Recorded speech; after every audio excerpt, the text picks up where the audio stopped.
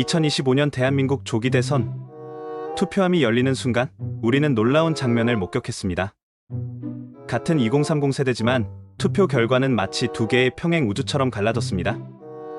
특히 20대 남성과 여성은 서로 완전히 다른 후보를 지지했고 그 차이는 통계적으로도 명확하게 드러났습니다. 정치적 양극화가 더 이상 세대의 문제가 아니라 성별의 문제로 바뀌고 있는 지금 우리는 무엇을 보고 어디로 나아가야 할까요? 한때 진보 성향이 강하다고 평가받던 청년층, 최근의 선거에서 급격하게 반전되었습니다.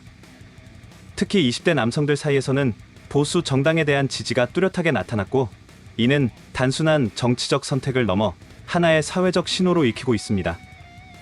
2025년 대선 결과에 따르면 20대 남성 유권자 중 이재명 후보를 지지한 비율은 24%에 불과했고, 김문수 후보와 이준석 후보는 각각 36.9%, 37.2%의 지지를 받았습니다.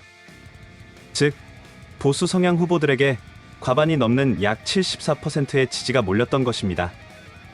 이들이 보수화된 이유는 단순히 반페미니즘이라는 프레임으로 설명되기엔 복합적입니다.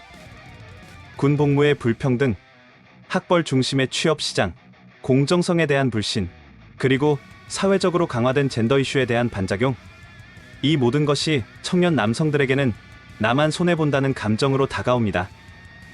그들은 지금 자신들이 대한민국에서 가장 외면당한 집단이라 느끼고 있습니다. 그리고 그 감정은 때로는 분노로, 때로는 냉소로, 또 다른 때는 보수적인 정치 선택으로 표출됩니다. 이들에게 있어 보수 정당은 과거 권위에 대한 향수가 아닌 지금의 불안을 해결해 줄 수 있는 유일한 손길처럼 느껴지는 것입니다. 반면 여성 유권자들의 변화도 뚜렷합니다.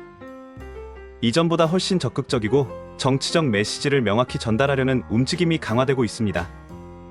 2030 여성들은 미투 운동 이후 젠더 감수성과 여성 인권에 대한 의식이 높아졌고, 이는 정치 참여로 자연스럽게 이어졌습니다. 이들에게 투표는 더 이상 단순한 의무가 아닙니다. 일종의 응징 투표가 되고 있습니다. 이들은 여성 혐오적 발언을 하는 정치인에 대해 단호한 거부를 표하고 젠더 감수성을 강조하는 후보나 정당에 힘을 실어줍니다. 이런 흐름은 진보 정당에 대한 여성 지지율을 높이는 주요한 원인이 되었으며, 최근에는 여성 정치인들의 활약도 크게 늘고 있습니다.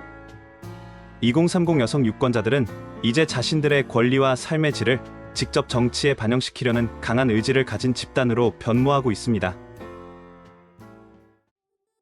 언론과 정치는 이런 양극단의 흐름을 젠더 전쟁이라는 이름으로 포장하기 시작했습니다.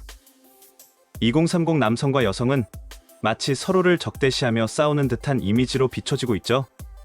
그러나 정말 그럴까요? 이는 단지 정치권과 언론이 갈등을 자극해 관심을 끌고 지지층을 결집시키려는 전략은 아닐까요? 사실 2030 세대 내부에는 성별을 넘은 다양한 공통의 고민과 문제가 존재합니다. 높은 청년 실업률, 주거 불안, 불투명한 미래. 하지만 이 모든 공통의 고통은 성별 갈등이라는 프레임에 가려져 정치적 논의의 장에서 사라지고 있습니다. 실제로 젠더 갈등을 부추기는 발언을 반복하는 정치인은 일시적인 주목은 받을지언정 궁극적으로는 사회적 소통을 가로막고 세대 간 연대를 해치는 결과를 낳고 있습니다. 이것은 젠더 전쟁이 아니라 세대 내 분열입니다. 그리고 이 분열은 누군가에게는 매우 유리한 정치적 계산일 수 있습니다. 이러한 성별 정치 양극화는 과연 한국만의 특수한 현상일까요? 놀랍게도 그렇지 않습니다. 프랑스에서는 청년 남성들이 극우 정당을 지지하는 비율이 급증하고 있고, 미국에서는 여성 유권자들이 민주당 지지 기반을 강화하며 정치적 양극화를 형성하고 있습니다. 독일, 일본 등 다른 선진국에서도 젠더에 따른 정치 성향의 차이가 점차 두드러지고 있는 중입니다. 이는 단지 남녀 갈등이 아니라 시대 변화 속에서 각 성별이 체감하는 사회적 불안과 가치관의 차이를 반영하는 것입니다.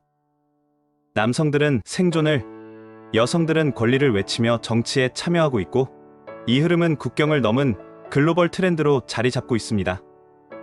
단지 문화적, 제도적 배경이 다를 뿐 각국의 청년들은 저마다의 이유로 성별을 중심으로 정치적 선택을 다르게 하고 있는 것입니다. 이처럼 우리는 한국 사회의 갈등을 단지 내부의 문제로만 보기보다는 세계적인 흐름 속에서 함께 바라보아야 할 필요가 있습니다. 2030 세대는 지금 성별이라는 거대한 균열 속에 서 있습니다. 그 균열은 때로는 서로를 향한 증오로, 때로는 완전한 무관심으로 나타납니다. 하지만 우리는 잊지 말아야 합니다.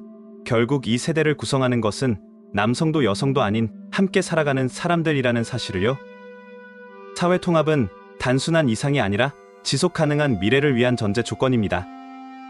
이를 위해서는 교육을 통해 서로의 시각을 넓히고, 정책은 누구의 편이 아닌 모두의 삶을 반영해야 하며, 미디어는 갈등이 아닌 공감을 키우는 이야기를 전달해야 합니다. 분열된 채로는 아무것도 이룰 수 없습니다. 저는 다음 영상에서 찾아뵙겠습니다. 지금까지 칸피디움이었습니다. 감사합니다.